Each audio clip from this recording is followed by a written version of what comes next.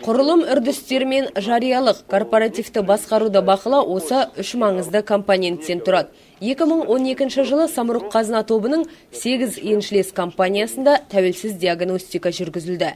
Нәтижесінде кеңесшілер оңтайлы жақтары мен алдағы даму бағыттары бойынша ұсыныстарын дайындады. Бүгінгі семинар кеңес осы мәселелерге арналып отыр.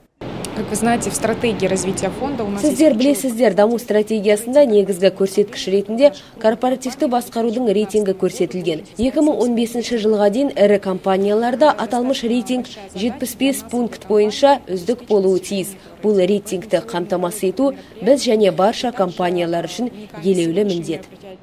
Ішкі аудит қызметі де өз кезегінде корпоративті басқаруға бақылау жүргізген. Олар үшін бұл алғашқы тәжірибе.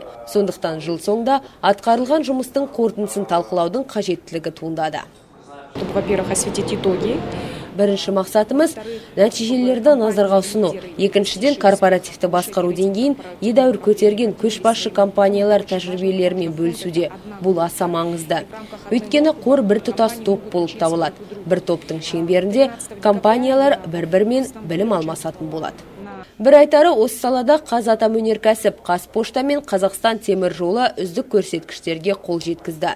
Алайда осымен тоқтап қалуға болмайды. Қазірдің өзінде әр компания келесі жылға корпоративті басқарудың озық тәжірибелерін енгізу жоспарын әзірлеуі шарт.